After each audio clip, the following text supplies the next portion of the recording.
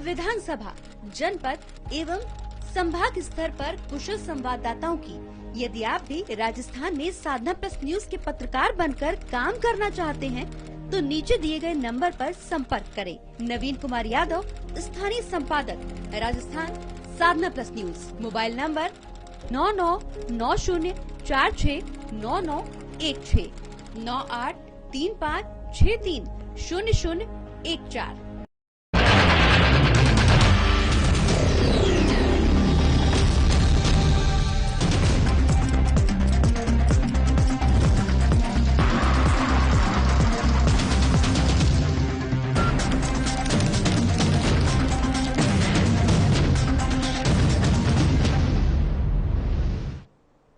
नमस्कार, मैं हूं आपके साथ प्रगति चतुर्वेदी और आप देख रहे हैं मारो राजस्थान। तमाम बड़ी खबरों की शुरुआत करेंगे, लेकिन उससे पहले एक नजर इस वक्त की हेडलाइंस पर। मंदिरों को तोड़ने के बाद प्रदेश की सियासत गर्म। 5 मई को अलवर में होगा विशाल प्रदर्शन। बीजेपी ने जारी किया 18 बिंदुओं का आरोप पत्र।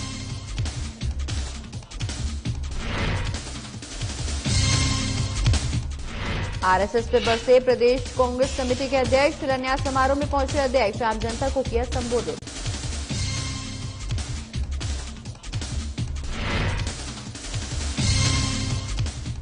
कोटा में अघोषित बिजली कटौती से जनता परेशान। बीजेपी के नेतृत्व में किया गया प्रदर्शन। राज्यपाल के नाम तहसीलदार को दिया ज्ञापन।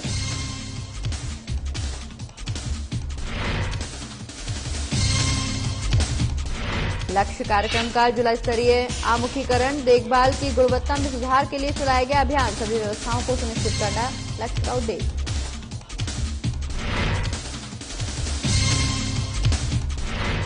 और प्रदेश में लोगों को सता रही भीषण गर्मी, एक बार फिर होगी तेज बारिश। राजस्थान में सक्रिय होगा नया पश्चिमी विक्षोभ।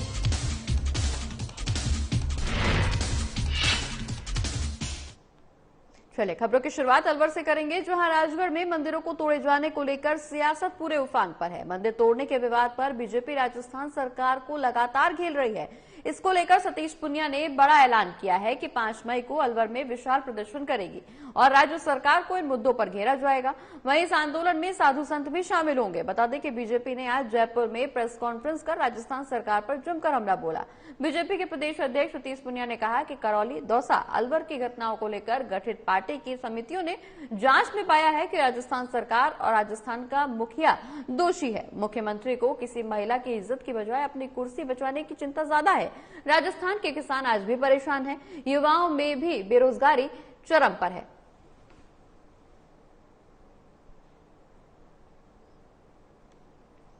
आपको बता दें कि अलवर के राजगढ़ में मंदिर तोड़ने के बाद अब सियासी भूचाल आ चुका है राजस्थान में और लगातार सियासी बयान भी सामने आ रहे हैं। इसी कड़ी में सतीश पुनिया का भी बड़ा बयान सामने आया। उन्होंने ऐलान किया है कि 5 मई को अलवर में विशाल प्रदर्शन किया जाएगा और राज्य सरकार को इन तमाम मुद्दों पर घेरने की कोशिश बीजेपी की तरफ से की जाएगी। दरअसल अलवर के राजगढ़ में मंदिरों को तोड़ा गया था और 300 साल पुराना मंदिर यहां तोड़ा गया था, जिसके बाद लगातार सियासी हलचल तेज हो गई है। एक के बाद एक राजनीतिक बयान सामने आ रहे हैं। वहीं मंदिर तोड़ने के विवाद पर बीजेपी राजस्थान सरकार को लगातार घेरने की कोशिश भी कर रही है। इस दौरान सतीश पुनिया ने एक बड़ा ऐलान किया है कि 5 मई को अलवर में विशाल प्रदर्शन किया जाएगा और राज्य सरकार को तमाम मुद्दों पर घेरने की कोशिश बीजेपी की तरफ से की जाएगी। बता दें कि इस आंदोलन के दौरान साधु संत भी शामिल होने पहुंचेंगे। प्रदर्शन में साधु संतों की भी हिस्सेदारी यहां देखने को मिलेगी। वहीं बीजेपी ने जयपुर में प्रेस कॉन्फ्रेंस की है, जहां प्रेस कॉन्फ्रेंस के माध्यम से यहां सरकार को एक तरफ जहां घेरने की कोशिश की गई, वहीं आने वाले समय में विशाल प्रदर्शन का भी ऐलान किया गया। बता दें कि इस दौरान बीजेपी के प्रदेश अध्यक्ष ने कहा है कि करौली, दौसा, अलवर की घटनाओं को लेकर गठित पार्टी की समितियों ने अपनी जांच में पाया है कि राजस्थान सरकार और राजस्थान का मुखिया ही दोषी है, जिसके बाद अब सियासी हलचल और एक बार तेज हो चुकी है। बता दें कि मंदिर को तोड़े जाने को लेकर सियासी बाजार यहां गरमाता हुआ नजर आ रहा था, जिसके बाद अब एक बार फिर से यहां बयानबाजी तेज हो गई है। आरोप प्रत्यारोप का दौर एक बार फिर से शुरू हो गया है। दरअसल अलवर के राजगढ़ में 300 साल पुराना मंदिर तोड़ दिया गया था। इस शांतिपूर्ण प्रदेश में अनेक सरकारें बनी और अनेक सरकारें गई,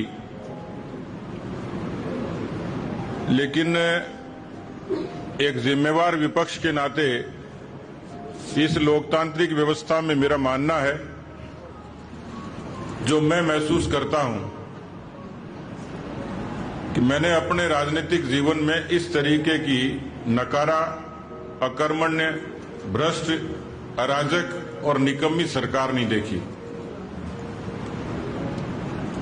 ये राजस्थान का दुर्भाग्य है कि इस सरकार पर एक ऐसा मुखिया काबिज है जिसको अपने कुर्सी की फिक्र ज्यादा है, प्रदेश की किसी अबला की असमत बचाने की फिक्र कम है। बढ़ते आगे, जहां सचिन पायलट का आज बयाना जंक्शन रेलवे स्टेशन पर कांग्रेसी नेताओं और अन्य लोगों की ओर से स्वागत किया गया। दरअसल पायलट आज एक समारोह में शामिल होने के लिए दिल्ली से जनशताब्दी एक्सप्रेस ट्रेन से गंगापुर सिटी जा रहे थे। इस दौरान स्वागत सत्कार करने कई सरपंच और अन्य पंचायती राज जनप्रतिनिधि भी पहुंचे।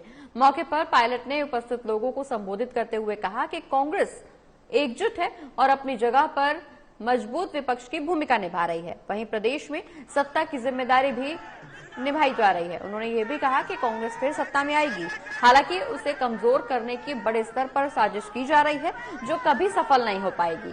उन्होंने ये भी कहा कि सभी कार्यकर्ता अन्य लोगों का आभार जताकर अभिनंदन स्वीकार करते हैं और ऐसे में कांग्रेस लगातार लोगों के बीच अपनी छवि मजबूत करने में जुटी हुई है।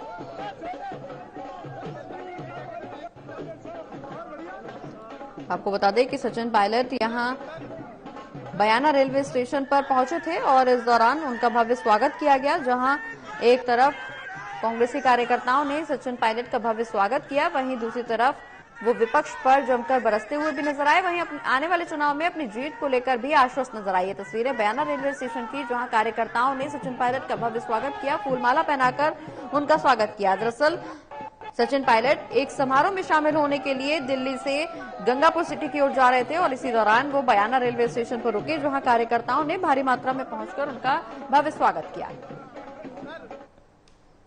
और राजस्थान के डोटासरा में नागौर के लान्नू स्थित कुशलपुरी में राव मावी के निर्मित भवन का शिलान्यास समारोह आयोजित किया गया, जहां प्रदेश कांग्रेस कमेटी के अध्यक्ष गोविंद सिंह शिरकत करने पहुंचे। इस दौरान उन्होंने आम जनता को संबोधित भी किया और कहा कि अपने विचार इस दौरान उन्होंने व्यक्त किए। साथ ही इस दौरान वो आरएसएस पर भड़कते हुए भी नजर आए। उन्होंने मौके पर कहा कि आरएसएस खुद को सांस्कृतिक और सामाजिक संस्था बताकर समाज में झूठे और भ्रामक तथ्य फैलाकर समाज को बांटने और भाई भाई से लड़ाने का कार्य कर रहा है। आरएसएस समाज में छुपी हुई दीमक है जो जहर फैलाकर समाज को खोखला कर रही है। तो सचिन पायलट इस दौरान आरएसएस पर प्रदेश कांग्रेस कमेटी के अध्यक्ष बरसते हुए नजर आए हैं। आपको बता दें कि राजस्थान के डोटासरा में नागौर के लान्नू स्थित कुशलपुरा में राव मावी के निर्मित भवन का शिलान्यास समारोह आयोजित किया गया था, जहां कांग्रेस के प्रदेश अध्यक्ष पहुंचे थे, प्रदेश कांग्रेस कमेटी के अध्यक्ष पहुंचे थे और इस दौरान उन्होंने आम जनता को संबोधित किया।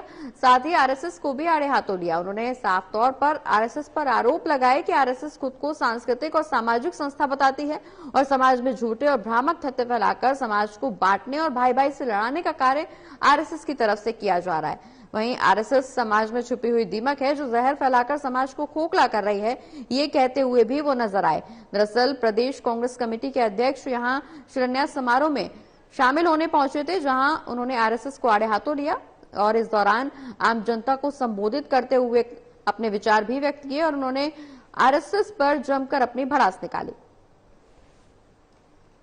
वहीं टोडा भीम कस्बे के गोपालपुरा रोड पर विश्वकर्मा मंदिर प्रांगण में अखिल भारतीय जांगीर महासभा ब्राह्मण महासभा जिलाध्यक्ष पद के लिए चुनाव के लिए नामांकन प्रक्रिया का आज आयोजन किया गया, जिसमें निर्विरोध जिलाध्यक्ष पद का चुनाव संपन्न हुआ और सर्वसम्मति से जगदीश जांगीर खातीपुरा का जिलाध्यक्ष पद के लिए मनोनीत किया गया और वरिष्ठ उपाध्यक्ष पद पर जगदीश जांगीर गोवर्धनपुरा वालों को निर्विरोध रूप से चुना गया। ये पूरी प्रक्रिया महासभा द्वारा भेजे गए चुनाव अधिकारियों द्वारा संपन्न कराई गई। वहीं नव निर्वाचित जिलाध्यक्ष और उपाध्यक्ष का समाज के लोगों ने माला पहनाकर भव्य स्वागत भी किया।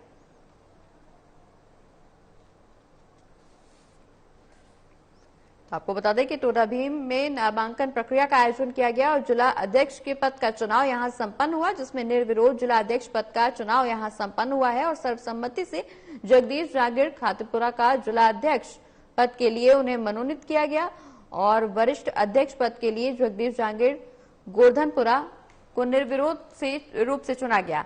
ये पूरी प्रक्रिया महासभा द्वारा भेजे गए चुनाव अधिकारियों के द्वारा संपन्न कराई गई।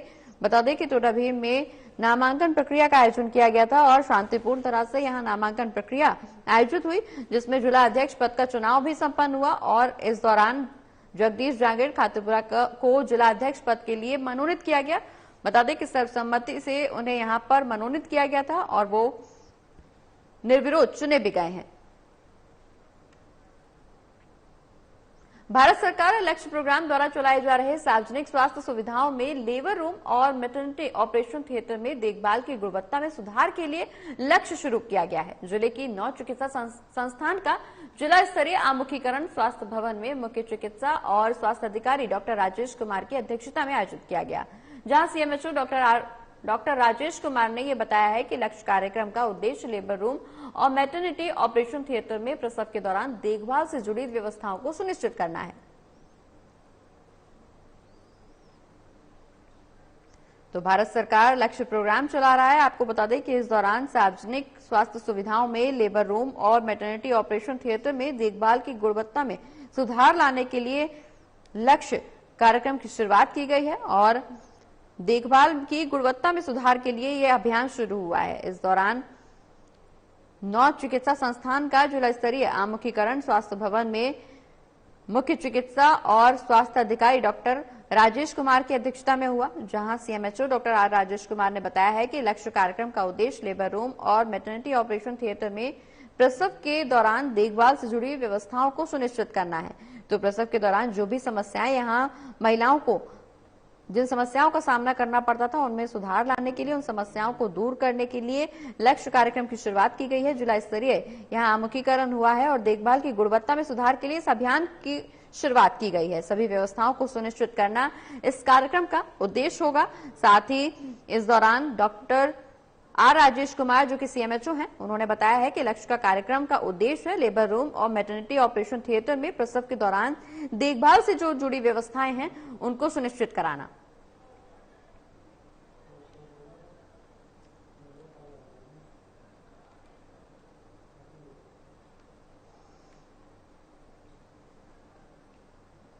और उपखंड क्षेत्र खानपुर में अघोषित बिजली कटौती को बंद करवाने और अन्य मांगों को लेकर भारतीय जनता पार्टी मंडल खानपुर, पनवाड़ और सारोला कला के लोगों ने विधायक नरेंद्र नागर के नेतृत्व में मिनी सचिवालय पर प्रदर्शन किया।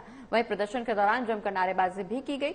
बता दें कि इन दिनों खानपुर उपखंड क्षेत्र में बिजली की समस्या आम हो गई है। घंटों अघोषित बिजली कटौती से लोगों को परेशानियों का सामना करना पड़ रहा है। लोगों का कामकाज भी बुरी तरह से प्रभावित हो रहा है। लोगों का कहना है कि जब से सरकार बदली है तभी से ये तमाम दिक्कतें सामने आ रही हैं और जनता परेशान हो रही है।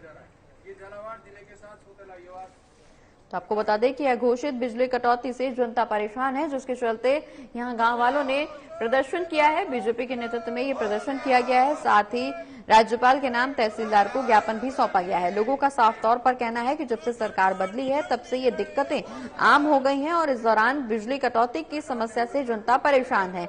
अघोषित बिजली कटौती से जनता को काफी परेशानियों का सामना करना पड़ रहा है। इससे कामकाज भी प्रभावित हो रहा है और इस दौरान सरकार को भी ग्रामीण कोसते हुए नजर आए हैं।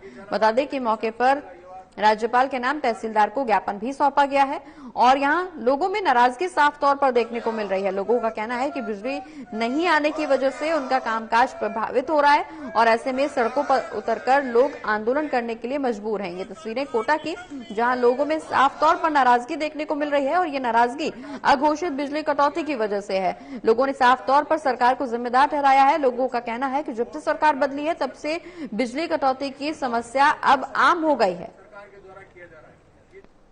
वही निदेशक आरसीएस डॉक्टर केएल मीणा ने किया दुर्गापुर का सेक्टर का निरीक्षण किया है। इस दौरान स्वास्थ्य भवन में जिला और ब्लॉक स्तरीय अधिकारियों की बैठक भी ली है। वहीं शिविर में कार्मिकों के प्रकरणों का निस्तारण भी किया है। बता दें कि जयपुर में शासन सचिव चिकित्सा और स्वास्थ्य सेवाएं, चिकित्सा अधिकारियों, नर्सिंग कार्मिकों, पैरामेडिकल और अराजपत्रित संवर्ग के कार्मिकों के सेवा संबंधित समस्याओं के निस्तारण के लिए चिकित्सा विभाग गंभीर है, जिसके अंतर्गत जिला स्तरीय बकाया निस्तारण प्रकरण शिविर 2022 अभियान आयोजित किया गया है और ये अभियान आयोजित किया जाना प्रस्तावित है, जिसके चलते 27 और 28 अप्रैल को जिला स्तर पर शिविर का आयोजन किया जा रहा है, जिसमें राज्य स्तर से गठित टीम में निदेशक आरसीएस डॉक्टर केएल मीणा और अतिरिक्त प्रशासनिक अधिकारी संबंधित कार्मिकों के प्रकरणों का निस्तारण करेंगे।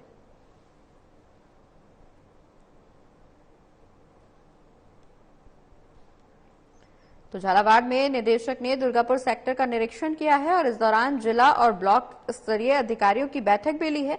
साथ ही ये भी बताया है कि 27 और 28 अप्रैल को जिला स्तर पर शिविर का आयोजन किया जा रहा है और शिविर में कार्मिकों के प्रकरणों का भी निस्तारण किया जाएगा। मौके पर राज्य स्तर से गठित टीम में निदेशक आरसीएस डॉक्टर केएल मीणा और अतिरिक्त प्रशासनिक अधिकारी भी मौजूद नजर आए हैं, जहां अधिकारियों ने संबंधित कार्मिकों के प्रकरणों का निस्तारण करने की बात भी कही है।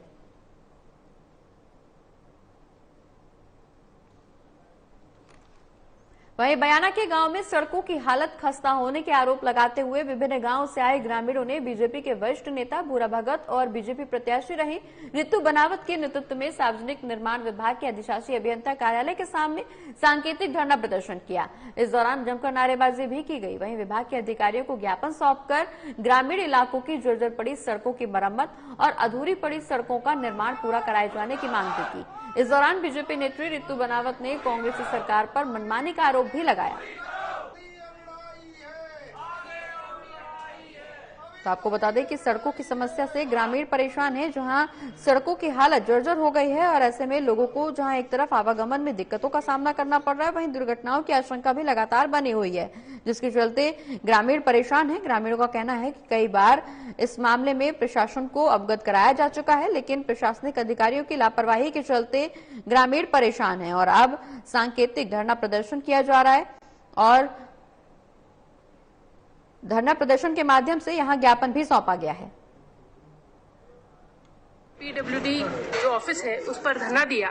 यहाँ पर कई गांवों के लोग मौजूद हैं, पुराबाई खेड़ा, चीतपुर, जलसिंह नंगला, त्योहारी, आपका तलसाड़ा, सब विधानसभा क्षेत्र के कई गांवों के लोग यहाँ पर मौजूद हैं और यहाँ पर ज्ञापन देने का मुख्य विषय था कि क्षेत्र की सड़कों की दुर्दशा बहुत ज्यादा खराब हो चुकी है और इससे लोगों का कम्युनिकेशन नहीं हो पा रहा ढंग से। अभी विवाह का समय भी चल रहा है, कहीं से बारात जानी है, कहीं बच्चों को परीक्षा देने जाना है, मरीजों को हॉस्पिटल पहुंचाना है, इसके लिए भी लोग बहुत परेशान होने लगे क्योंकि सड़कों की स्थिति थी, वाहन चलना तो दूर, लोग पैदल चलना भी लोगों का दुर्भर हो गया है।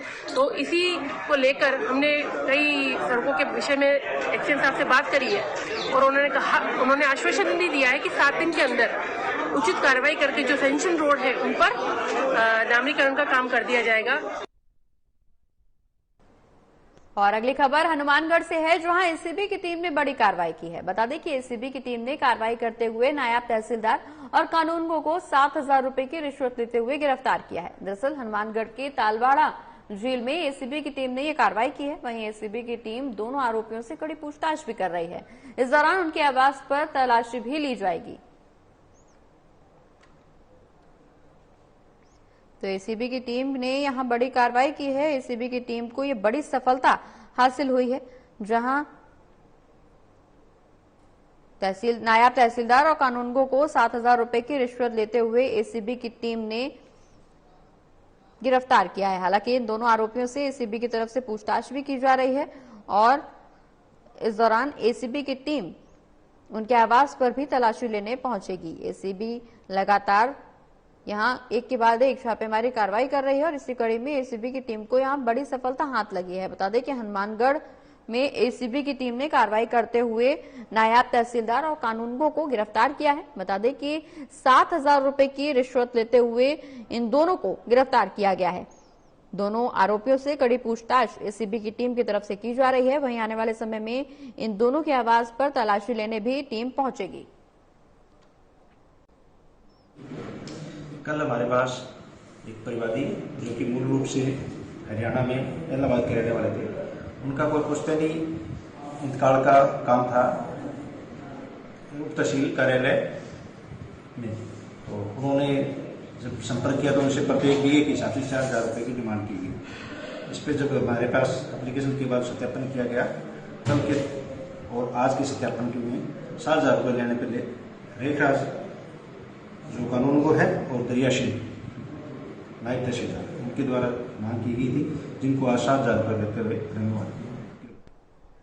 वहीं हनुमानगढ़ में अनुसूचित जाति आयोग के अध्यक्ष और बसेड़ी विधायक खिलाड़ी लाल भैरवा ने कलेक्ट्रेट सभागार में विभिन्न विभागों की समीक्षा बैठक की है। इस दौरान उन्होंने अनुसूचित जाति जनजाति अत्याचार अधिनियम के अंतर्गत पुलिस में दर्ज मामलों, आरक्षण में पदोन्नति, अनुसूचित जाति वर्ग के लोगों को विभिन्न विभागों में चल रही योजनाओं का लाभ मिलने की समीक्षा भी की है। बैरवा ने मौके पर कहा कि जिले में अनुसूचित जाति के व्यक्ति की जमीन पर किसी अन्य के कब्जा मामलों को लेकर जिला कलेक्टर पूरे जिले में एक अभियान चलाकर ऐसे मामलों का 7 दिन में निस्तारण करवाएं। आयोग जिस काम के लिए अपना मिशन बना के निकला हुआ है, जितने भी एट्रोसिटीज हैं, अत्याचार हो रहे हैं, उनमें कमी कैसे लाई जाए और लोगों को इस एट्रोसिटी एक्ट के साथ साथ जो मिलना चाहिए न्याय नहीं मिल पा रहा है। अब हमने जो सर्वे किया उसके तहत पाया कि 50% तो उसमें चालान एफआईआर कर देते हैं, 50% का चालान हो जाता है और फिर जब नतीजे पर पहुंचते हैं भाई सजा कितनी हुई तो वो 0 है। इसका मतलब जो तंत्र है हमारा वो कहीं कहीं गड़बड़ है और जो न्याय जिस दलित को मिलना चाहिए वो नहीं मिल पा रहा है। कुछ जमीनों के झगड़े हैं, हमारे संज्ञान में आए हैं, तो जमीनों के झगड़े ऐसे हैं कि किसी ने किसी की जमीन दबा रखी है और वो आज तक कहना में उसको कार्रवाई नहीं हो रही है। तो हमने सख्त निर्देश दे रहे हैं कलेक्टर को और संबंधित अधिकारियों को कि अगर किसी की दलित की जमीन है, अनुसूचित जाति की जमीन है, वो गैर अनुसूचित के पास अगर उसने कब्जा कर रखा है और अगर उसकी 183 की कार्रवाई के बाद अगर वो कब्जा खाली नहीं करता तो उसको एट्रोसिटी एक्ट में गिरफ्तार कर कार्रवाई। बढ़ते आगे, जहां उपखंड मुख्यालय वैर में सैन समाज की ओर से आराध्य देव सैन महाराज की 722वीं जयंती मनाई गई। मौके पर सैन महाराज की पूजा अर्चना भी की गई। वहीं सैन जयंती समारोह के मुख्य अतिथि वैर विधायक और पीडब्ल्यूडी कैबिनेट मंत्री भजनलाल जाटव रहे। कार्यक्रम में शामिल वैर विधायक और पीडब्ल्यूडी कैबिनेट मंत्री भजनलाल जाटव का कार्यक्रम में पहुंचने पर फूलमालाओं से भव्य स्वागत भी किया गया। वहीं इस मौके पर विधायक और मंत्री भजनलाल जाटव ने सैन्य समाजियों और विद्यार्थियों को स्मृति चिन्ह देकर उन्हें सम्मानित भी किया।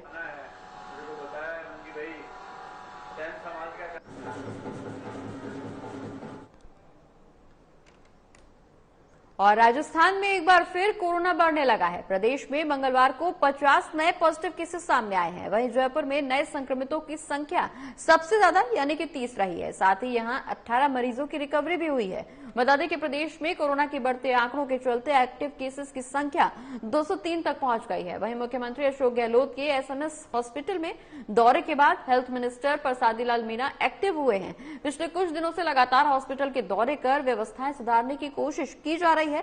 सरकार ने राजस्थान में विदेशों से आने वाले यात्रियों के लिए आरटीपीसीआर नेगेटिव रिपोर्ट अब अनिवार्य कर दी है।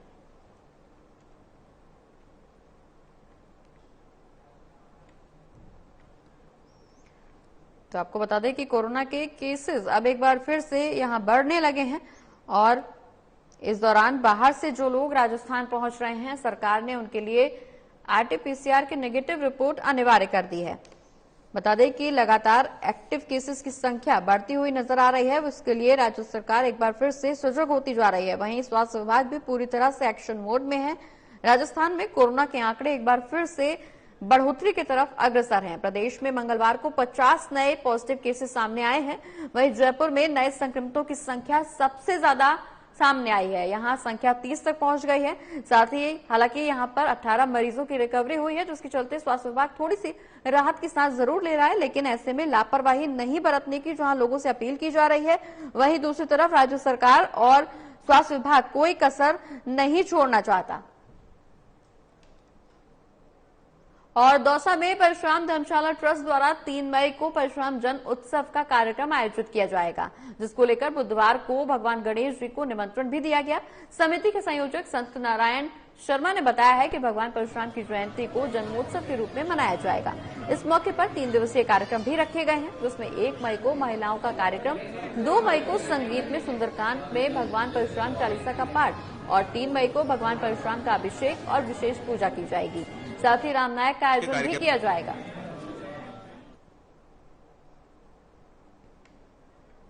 भगवान परशुराम धर्मशाला ट्रस्ट दौसा के तत्वावधान में भगवान परशुराम की जयंती को जन्मोत्सव के रूप में मनाया जा रहा है। 3 दिवसीय कार्यक्रम भगवान परशुराम के जन्मोत्सव में किया जा रहा है, जिसका आज गणेश जी को नौतने के लिए जा रहे हैं। 1 तारीख से 3 तारीख तक विधिवत कार्यक्रम रहेंगे 1 तारीख को महिलाओं का कार्यक्रम होगा, 2 तारीख को सामूहिक सुंदरकांड एवं परशुराम चालीसा के पठन होंगे, 3 तारीख को यज्ञ, भगवान का अभिषेक एवं विशेष पूजा आरती का है। और राजस्थान में भीषण गर्मी के बीच लू का तीसरा दौर भी शुरू हो गया है। पिछले दिनों सक्रिय हुए एक पश्चिमी विक्षोभ के सिस्टम का असर अब खत्म होने के साथ ही एक बार फिर से प्रदेश में भीषण गर्मी लोगों को परेशान करने लगी है। आने वाले दिनों में इस गर्मी का असर और प्रचंड होने की चेतावनी मौसम विभाग द्वारा जारी की गई है। अधिकतर जिलों का तापमान 44 से 45 के बीच रहेगा, जबकि 2-4 जिलों का तापमान 46 डिग्री से 47 डिग्री के बीच रह सकता है। मौसम विभाग ने जोधपुर, जयपुर, भरतपुर, बीकानेर संभाग में आने वाले दिनों में भीषण गर्मी का अलर्ट जारी कर दिया है। वहीं जयपुर मौसम केंद्र के निदेशक RS शर्मा ने बताया है कि पिछले कुछ दिनों की बात अगर की जाए तो तापमान में लगातार बढ़ोतरी दर्ज की जा रही है। वहीं बीते 24 घंटों में सबसे ज्यादा दिन का तापमान बाड़मेर में 45.1 डिग्री दर्ज किया गया। इसके साथ ही प्रदेश के अधिकतर जिलों में दिन का तापमान 44 डिग्री के आसपास ही दर्ज किया गया है। इसका मतलब यह है कि इस समर सीजन का तीसरा हीट वेव का दौर आज से शुरू हो चुका है। तो आपको बता दें कि भीषण गर्मी एक बार फिर से लोगों को सता रही है। राजस्थान में भीषण गर्मी के बीच लू का तीसरा दौर भी शुरू हो गया है। अधिकतर जिलों का तापमान 44 से 45 डिग्री के बीच भी रहेगा। ये मौसम विभाग की तरफ से चेतावनी जारी की गई है। साथ ही मौसम विभाग ने जोधपुर, जयपुर, भरतपुर, बीकानेर संभाग में आने वाले दिनों में भीषण गर्मी का अलर्ट भी जारी कर दिया है।